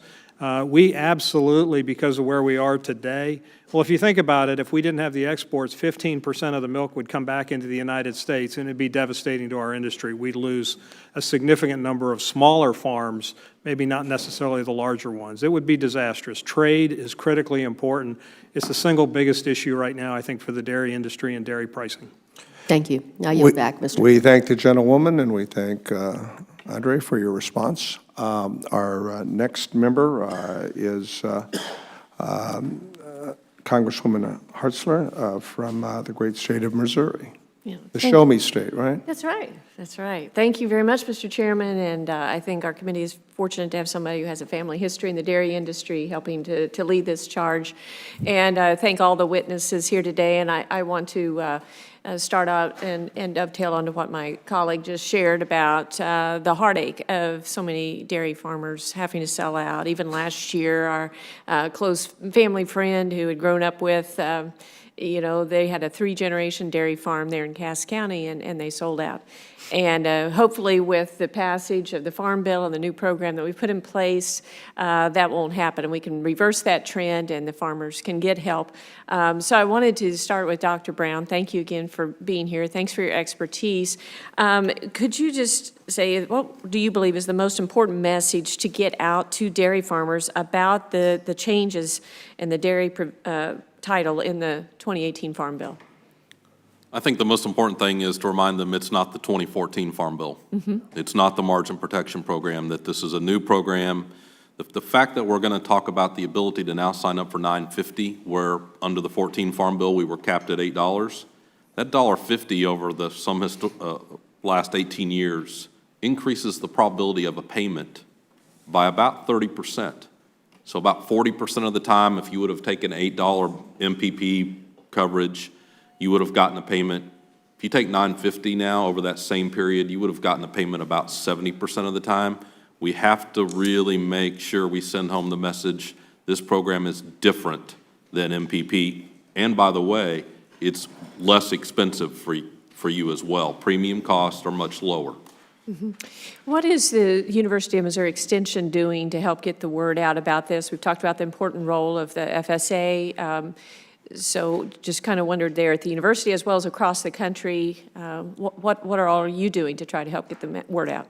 I think when you look at all the land grants across the United States, we're all trying to work together with FSA in that education. Sometimes I think FSA can talk to producers about the mechanics of how the program works. Maybe we can go one step further as land grant institutions to say, here are some of the outcomes that you get, or potential outcomes that you get. So I think we work in combination. We've already reached out in Missouri to our Missouri FSA office to make certain that we do meetings together with them as we try to educate on DMC.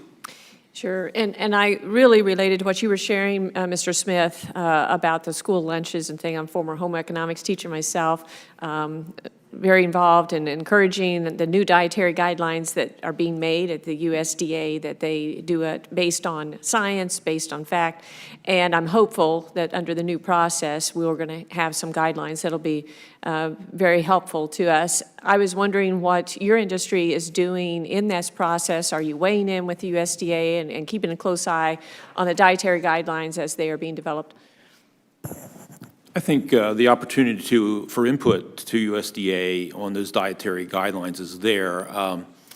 It is ongoing communication, and I think everybody in the industry needs to have that communication with USDA, and that's very important. But thank you for understanding that there is new information on dietary guidelines and good fat versus bad fat. Sure. Well, I just want to go on the record, let everybody know my beverage of choice is milk, and I love milk. And I as a former teacher, I think, you know, it is important that our kids have the opportunity to drink milk and to grow up with it. I know when I was teaching several years ago, the dairy industry was very involved in providing classrooms with posters of baseball players that had the milk thing there and some classroom supplies for the elementary teachers. I think that's very important. Are you still involved in trying to work with the teachers and educate students about the benefits of milk? Well, absolutely. The dairy industry in the United States has a mandatory checkoff program that our dairy farmers contribute money to promotion programs. And what you've mentioned is part of that promotion throughout the country, educating young consumers, school-age children about the benefits of milk. So it is ongoing. It's a challenge of a limited number of dollars to reach a huge number of individuals. Sure. And my final quick question back to Dr. Brown. What are the three key issues that you're watching to gauge where milk prices are headed for the remainder of this year? I think number one is just what's going to happen to aggregate milk supplies. We're actually down for the first time in several months. That could really be positive for the second half of this year. And then I think the trade side is most important, the growth that we need there for higher prices. So those are really the two keys for me, I guess, as we look through the remainder of 2019. Thank you very much. I yield back. All right. I thank the gentlewoman. Our next member is the gentleman from California, whose district and mine border one another, and one of our rising stars in California, represents a lot of milk country, Congressman Josh Hartzler. Thank you, Mr. Chairman, and thank you so much to all our witnesses for joining to discuss some of the real challenges that I see facing our dairy industry. As the chairman said, I represent the California Central Valley, and if you've ever seen those, you know, happy cows come from California, that's us. They're all from my district, none of them in the chairman's. And obviously, we have a real history of the dairy industry, stretching back generations. It's one of the most critical keys to agriculture and to jobs. In my district alone, we have about 7,000 people that are directly employed by the dairy industry, and it contributes about $6 billion every year to our economy. But obviously, the indirect effects are even bigger. And no matter what job you hold in the Central Valley, whether or not you're working at a supermarket, working at a hospital, how the dairy industry is doing affects everyone. And I hear again and again how much tougher things are going. I mean, I think we've lost about 600 dairy operations just in the last 10 years alone in California. In my district, we've seen about 90 dairy operations close in Stanislaus County and San Joaquin. And when I talk to our dairy farmers, I hear a lot of different perspectives on this. I was talking to one of our prominent farmers, a guy by the name of Ray Souza from Stanislaus County the other day, and he told me that this sustained period of low prices and negative margins is something he's never seen. It's not only the depth of the dairy depression, but also the length of the period. And I think that's a sentiment that I hear underscored a lot. It's not just the fact that the price of milk has dropped by a third in the last 5 years. It's how long this is going on. Mr. Michalowski, I'd really love to hear from you. What do you see as the drivers behind the slow recovery in domestic prices? Sure, it's pretty simple, and I had mentioned it earlier. The EU intervention stocks played havoc on the world market. And then trade has created an issue and slowed it down. But I'd like to just build on a point, because I mentioned those that Dr. Brown mentioned. He was talking about the worldwide supply of milk. And when the intervention stocks were going on in Europe, the Europeans continued to produce when market signals told them they shouldn't be producing. The United States, I don't believe, has got a couple of months with a negative supply growth over the last couple of years. So market signals are not going back to the farmers as they should, so that we can get the supply-demand in balance. Now, the nice part of that is the intervention stocks are gone and the Europeans have actually seen a downturn. To Dr. Scott's point, in March, it was the first time we've seen a contraction in U.S. milk supply by, I think, 0.4% in quite some time. The other thing, which is a big thing to the world market, is the New Zealanders, while they're in their off-season because of Southern Hemisphere and Northern Hemisphere issues, are down about 6% year-on-year in growth, which means the worldwide supply is drying up and the demand is not. If you look at powder prices, they've escalated 3 to 5% in the last week. Fat prices are really good. And if we could eliminate the tariffs on cheese, we would see a recovery, I think, in the markets. But to specifically answer your question, it's milk supply, it's supply demand, and the intervention stocks and trade. That's kind of it in a nutshell. Yeah. Thank you for the question. Thank you. One of the other things that I hear a lot when I talk to our local dairymen is the challenges faced by the labor shortage. And California as a whole, I mean, everywhere in agriculture, 2/3 of our farmers have a labor shortage, but it feels especially acute with our dairy industry, given some of the needs of a year-round labor force and the challenges faced by not being included in the H-2A program and others. And I hear again and again that it's impossible to maintain a reliable workforce. And I also hear that it's not about cost. It's actually about making sure that we actually have availability of the labor force. I know this is more on the Immigration Committee than the Agriculture Committee, but obviously it's something that I work on very closely. Mr. Michalowski, I'd love to go again for the California perspective. What are you hearing? Are you hearing the same thing? And what do you actually think we need to do to get our labor shortage addressed? Yeah, let me just build on some of the earlier points rather than repeat what was said in the sense of time. I agree with the earlier points. A question was asked about what we would like to see in immigration, and this has a direct effect on California. The one thing that wasn't mentioned was the touchback program, which is occasionally mentioned. Milking cows has been pointed out as a 7-day-a-week, 24-hour-day, 365. It's really hard to send people home for 2 weeks, 3 weeks. Touchback, issues coming back in. So specific to California, where almost 100% of our labor on farm is immigration labor, touchback programs are difficult. E-Verify is okay if you have a agriculture or guest worker program in advance, but this is a massive issue for California for our dairy farmers. Thank you. Thank you. Well, time to get to some solutions.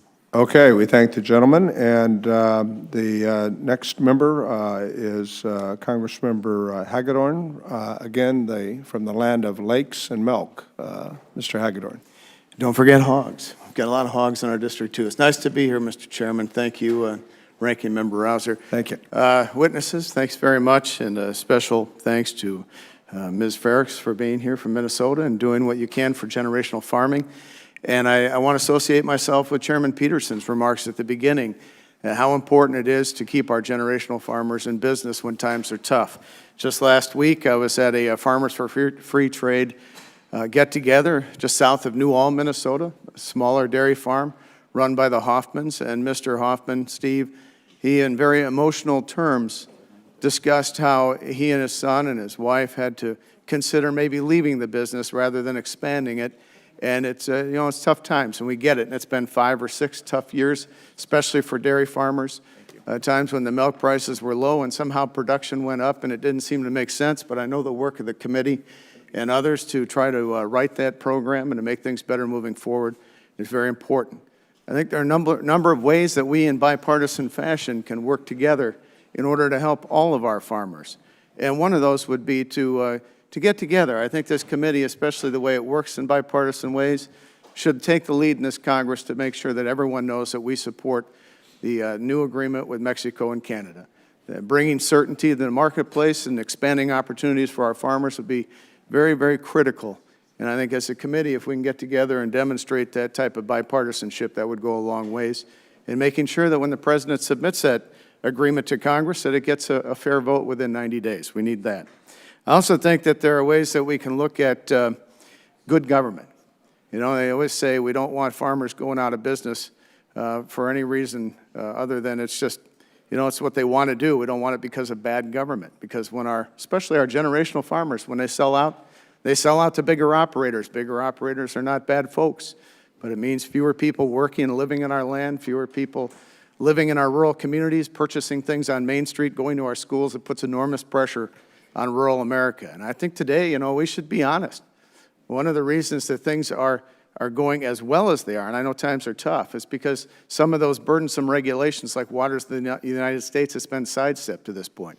That would be devastating for dairy and others if we had onerous regulations. Obamacare has been very tough on farmers. I speak with farmers all the time that are paying $20,000 and $30,000 a year for premiums with deductibles so high the underlying insurance is virtually worthless.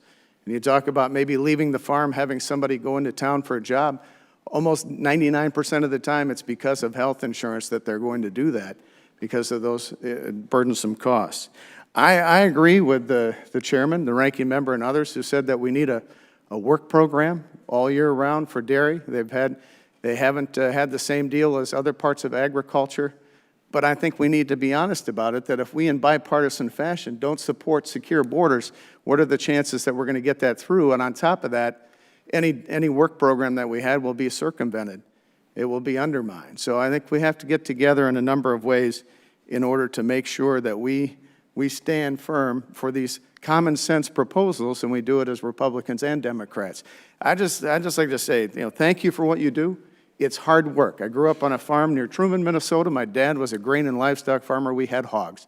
And I used to ask him, Dad, why do we have hogs instead of cows like some of our neighbors? And he says, Jimmy, I like to take a vacation. He said, if you're a dairy farmer, you're married to those cows, and it's all day, every day.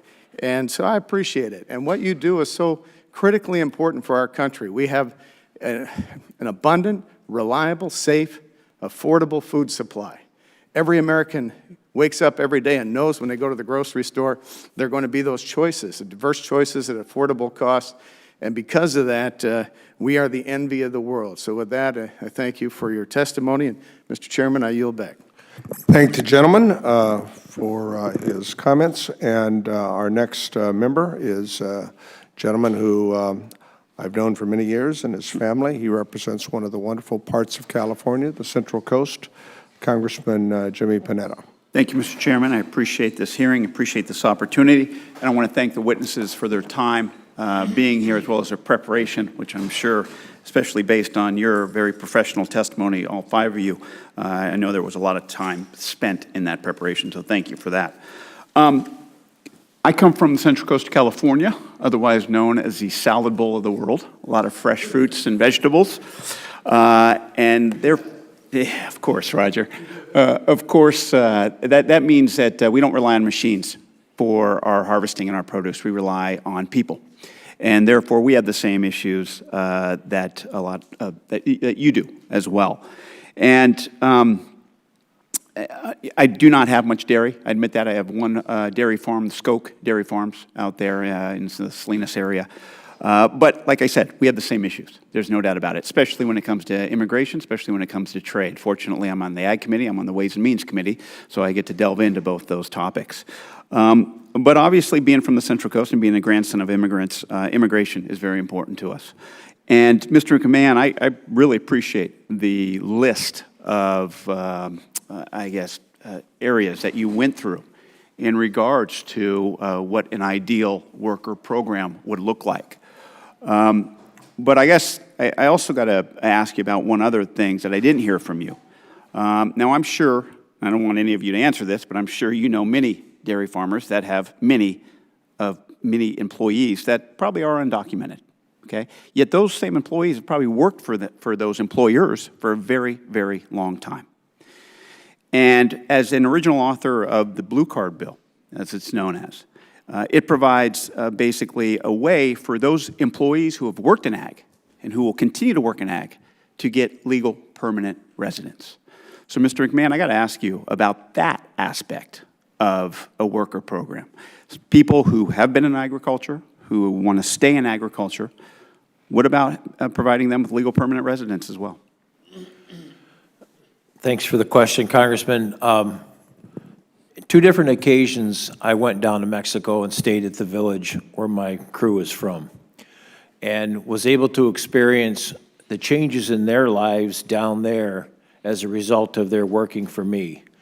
And I can tell you that over the years, because we started January 1, 2000 with our Mexican workers, that it's, I would dare say 75 to 80% of them don't want to stay here.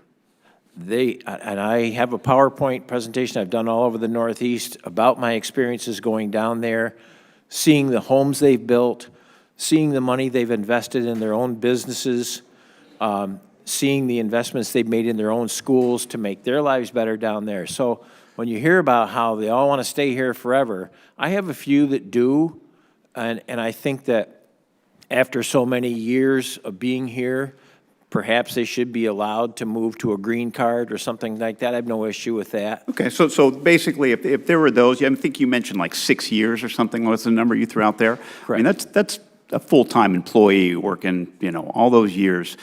Wouldn't you be in agreement with maybe providing them with that sort of opportunity to have legal permanent residence if you had some people who are staying here and continue to be here? I mean, as you know, those are the best kind of employees. Oh, absolutely. I got a couple of guys, I'd nail their feet to the ground if I could, so. Exactly. And part of that, one of those nails would be an opportunity for legal permanent residency. Absolutely. Great. Thank you very much. In regards to the USMCA, obviously, that's something, for agriculture, it keeps it the same for the most part. I know dairy, it definitely benefits many aspects of dairy. But let's say for some reason, okay, you're seeing the challenges that we're facing right now in Congress with the USMCA. Let's say for some reason we don't get an agreement on that. There are some in the administration that have mentioned basically withdrawing from NAFTA. Mr. Michalewski, would you choose to withdraw from NAFTA if we didn't get USMCA? Andre's a lot easier for all of you. It's a tough last name. Michalewski. It's like make a left turn. Make a left ski if you run it all together. Got it. Well. To be perfectly honest, I mean, this is my opinion, maybe not of my own company. I think withdrawing from NAFTA would be disastrous for dairy. Dairy was in a unique position. I understand there's a lot of other industries and a lot of other things involved with USMCA. When it comes specific to dairy, without Mexico, we will have a precipitous drop in milk prices in the United States, and our dairy farmers will have more dairy farms go out of business. It's not even a possibility. It is a reality, I believe, and I think most of the other members of the panel would agree with that. Understood. Thank you, and thanks to all of you, and thank you, Mr. Chairman. I want to thank Congressman Panetta, especially for bringing up that last question. It was one of the I wanted to follow up. And Andrew, I think that it's important to underline that, frankly, walking away from NAFTA or USMCA, whatever we want to call it, would be a disaster in so many different ways. It accounts for 16% of America's trade between Mexico and Canada, which combined are accounts for more trade than the next 8 countries we trade with, besides being our neighbors and our friends. So with that said, we have a gentleman from Nebraska, Mr. Bacon. Thank you. I Next appreciate up. the chairman, and I appreciate being on this committee. Thank you for sharing your perspectives. I was raised on a beef farm, so I appreciate learning your perspective, because dairy is such an important part of our nation, and it's also a very important part of Nebraska's economy as well. I would say that one of the top issues for Nebraska is passing the USMCA, and every change that was made to USMCA was made to our nation's advantage to include dairy. So we need to get that passed. So I appreciate Mr. Michalewski for your strong support, but I want to see if the other panels here agree. Is USMCA, should that be a top priority for this Congress to pass? Without a doubt. Mr. Without a doubt. Congressman. Absolutely. You know, I think the forecasts we've seen are that trade is down for the first 2 months of the year, or at least January, as the reports have shown, and that's not the kind of news we want to see. You know, and trade volumes might be holding, but with the tariffs in place, that's not that we're not turning those trades into dollars that we can pass back to farmers.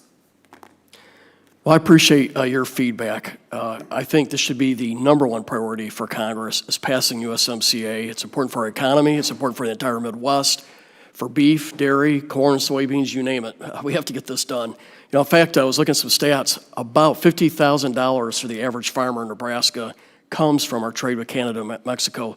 That is a huge part of someone's income. So we have to get this done.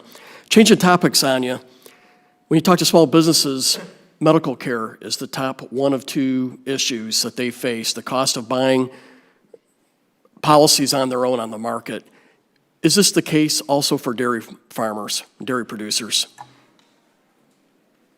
And I'll just turn to whoever would like to answer. We're talking healthcare, Congressman. Right, yeah, the cost of, the cost of buying a premium on the market. Yeah. Or a policy, excuse me. Well, thank God I turned 65 2 years ago, because life got a lot better when that happened, thanks to Medicare.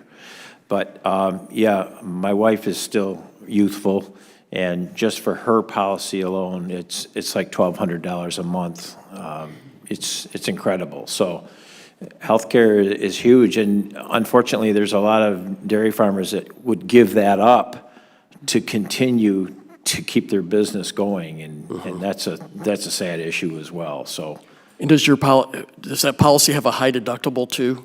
I imagine it does. no, actually, Okay. actually, it's not that bad. Yeah, Okay, but good. But it's expensive. Anyone else? So we're individually employed, and so we were purchasing our health insurance on the individual marketplace, and the last years, as the price climbed before our policy or our company dropped dropped individuals from their offerings, I think our health insurance had doubled in those last couple of years. It was a significant part of our family living expenditure, and you maybe don't want to hear this, but the exchange programs offered through the new healthcare program actually benefited our family. Okay, thank you. Yes, sir. I have the good fortune to have a wife that works at a business that provides us health care. But I do believe and hear from dairy farmers that the burden of health care costs are very incredibly burdensome on them. So I think that's significant in the factor also. In my understanding, for small businesses, it's one of top 2 issues, and we got to find a way to lower costs for those on the market. One last question. I worked hard in this committee to pass a foot and mouth disease vaccine bank. We normally associate that with beef and pork, but is this also important to our dairy industry?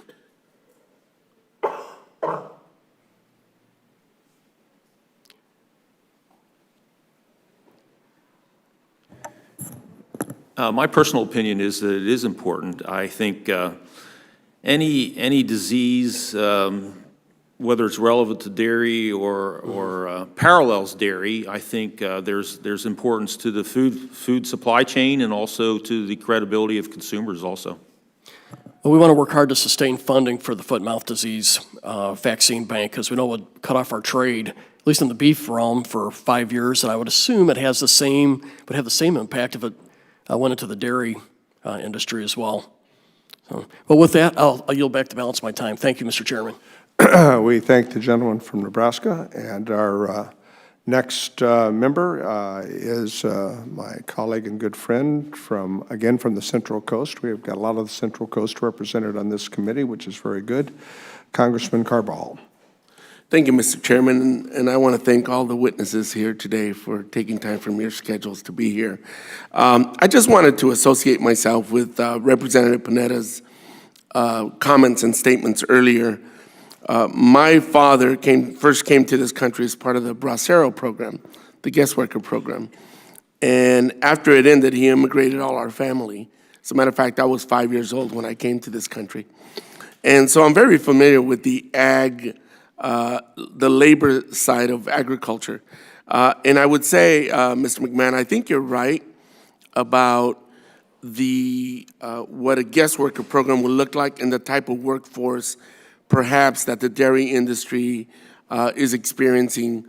Perhaps a guest worker program, many of those workers would want to return to their countries.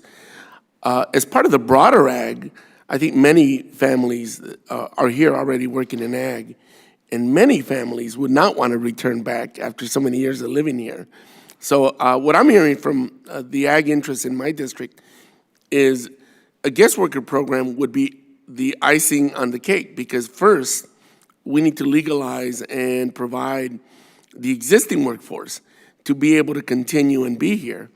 And a guest worker program would be an added program that would complete and sustain the type of labor that is needed by agriculture. But I would imagine the dairy industry is slightly different. For Mr. Michalewski, my question is, as I met with farmers in my district, they emphasized the need to expand the Asian markets, in particular Japan. U.S. competitors are gaining new access to the Japanese markets, leaving the U.S. behind. Similar to specialty crop exports in my district, Japan is a significant market that still maintains extraordinary high tariffs and unreasonable sanitary and phytosanitary standards for dairy exports. Gaining positive access would no doubt be a big win for California agriculture industry, including dairies. You mentioned in your testimony that in addition to an accelerated phase-in of tariff reductions, non-tariff barriers must also be addressed in a free trade agreement with Japan. Mr. Michalewski, did I say that right? All right. Can you please describe what these barriers are and what your overall goals are for the U.S. negotiations with Japan? Sure. Thank you for the question.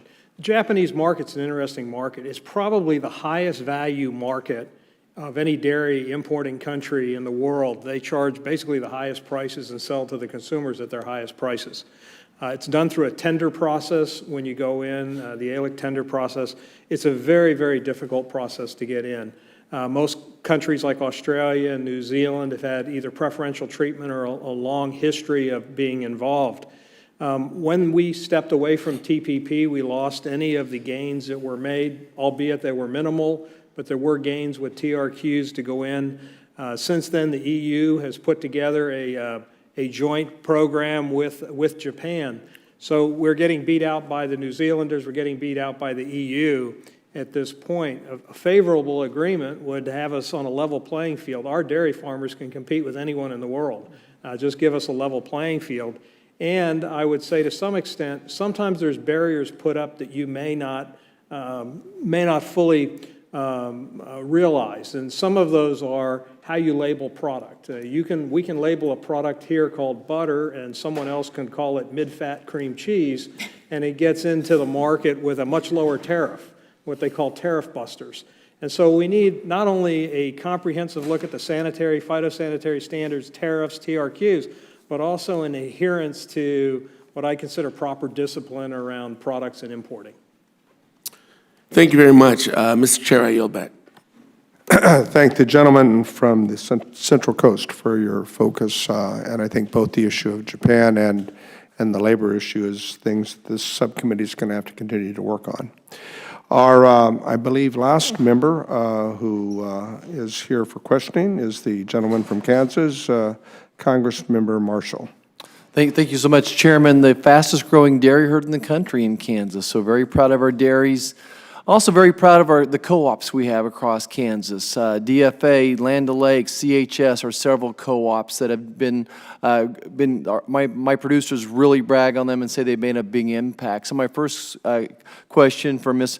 Frerick is how is the co-op you're part of, which will be Land O'Lakes, is that right? How has it helped you weather these last 3 or 4 years of the storm? First, thank you for the question, Congressman. I believe that the decisions our cooperative made several years ago to more carefully manage our milk supply and our customers' contracts, we commonly refer to it as our base program, has helped our co-op pay some of the highest prices, at least in the state of Minnesota, by the numbers I've seen. And so if each co-op in the country perhaps would more carefully manage their incoming supply and their customer contracts, we could see price improvement all around. But I think that's the number one thing that our co-op has done for us, is provided a higher pay price. But they've also, I think co-ops look at members as family members beyond just the economics, but supporting every other part of our lives, from our health care to our mental health to farm business management skills and risk management opportunities, to nutrition for our cattle, and so on. There are a number of programs that our co-op, and I know other co-ops, offer to members to improve both business and life. Great. Andre, maybe to you the same question. What have you been doing to help the farmers, the producers, weather this storm, and what do you think you see your co-op doing in the future to help us through this next year or so? There's a number of things we do. I think to build on the comments that were just made about Land O'Lakes, we have what we call a capacity allocation program. I think you mentioned Dairy Farmers of America. They have a base program. Most of the large co-ops have a way to manage the supply of product coming into the processing capacity, the ability to sell milk. It's not quite a supply management program, but it does put some constraints. The second thing we do is we do a lot of advocacy for our farmers, both on a state level where we have water regulations, air regulations, and at the federal level, similar to me being here today, advocating for trade. We think that's helpful to our farmers. We also have a member benefits program. Healthcare was mentioned earlier. We've put together a custom program for the dairy farmers in the state of California with Western growers to put together a healthcare program to try and make an association to healthcare plan? It's a combined group where we've designed a special program for our dairy farmers. Most of the large co-ops, you mentioned Dairy Farmers of America as well as Land O'Lakes and ours, have a member benefit. So when you join the larger co-ops, you'll have access to discount pricing for supplies, for feed, for on-farm, necessities and that. So that's kind of just a broad spectrum of some of the things. Let's go back to USMCA real quickly. I want to know specifically how USMCA would impact your producers. And we'll start with Andre. Why is it important to California dairies? Why is USMCA specifically important for you all? Well, first of all, 60% of all the milk powder we make goes outside the country, and Mexico is our largest market. So if I don't have my largest market for my milk powder, I'll have a whole lot of warehouses full of milk powder and low prices. There you go. Mike, you're from New York, is that right? Why is USMCA important to New York dairy? USMCA is vitally important. The next county to the west of ours, 28 large producers got together and built a $100 million powder plant out of their own money. And they had this great market called Canada until they came up with their Class 7 milk. And so, yeah, that being addressed is certainly going to help them out. I mean, USMCA has to be passed. And Dr. Brown, Missouri dairy, why is it important to Missouri dairy? again, I think gives us an opportunity for product to move outside the United States, and in a period where U.S. milk supplies are growing, it's important to make sure we have those opportunities. And Mr. Smith, Pennsylvania dairy farmers, why is USMCA important? Absolutely important. We've gotten into the discussion about regional milk markets and things like that, but milk flows across the country, and what is good for the dairymen in California with trade is good for the dairymen in Pennsylvania with trade also. All right.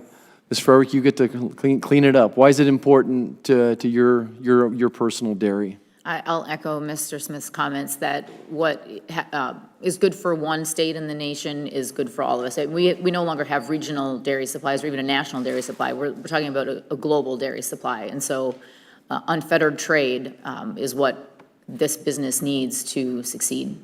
Okay, thank you so much. I yield back, Chairman. All right.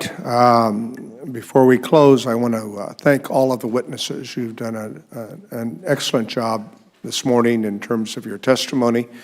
More importantly, I think the questions that you answered showed a level of consensus in terms of the needs of America's dairy industry, and the fact that there was a large amount of consensus among the five of you that kind of regionally represent the breadth and width of America's dairy industry is important. And so I want you to know that we look forward to continuing to work with you. Before we adjourn, I want to defer to the gentleman from Pennsylvania who is standing in lieu of the ranking member. Congressman Thompson, do you have any final comments you'd like to make? Well, Chairman, first of all, thank you for this hearing and your leadership, and thank you for all the witnesses for being here. I mean, we talked a lot about the dairy industry, individual dairy farm families, which is extremely important, but it's also about the success of rural America. We've seen what the difficulties over the past 8-9 years with the dairy industry, how that has negatively impacted the rural economy. And so, Chairman, I know we're all looking forward to working with you and your leadership so that we can do everything we can to make sure that at the end of the day, our dairy farm families wind up with more money in their pockets. And quite frankly, it'll help us have a robust rural economy. Thank you.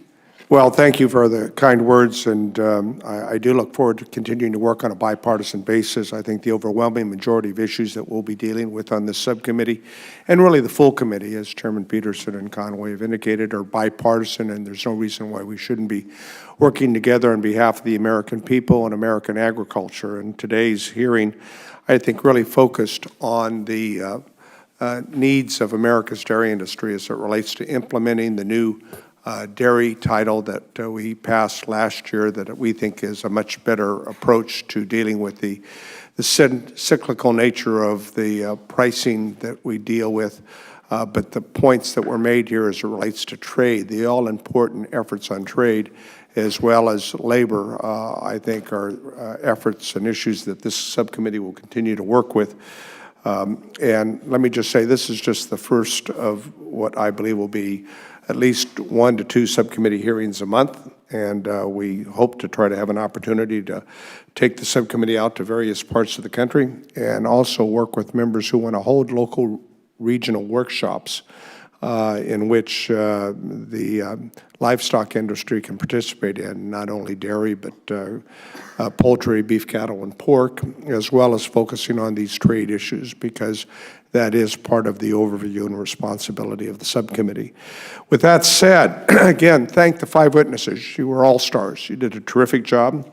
And under the rules of the committee, the record of today's hearing will remain open for 10 calendar days to receive additional material, supplementary written responses from the witnesses to any questions posed by a member.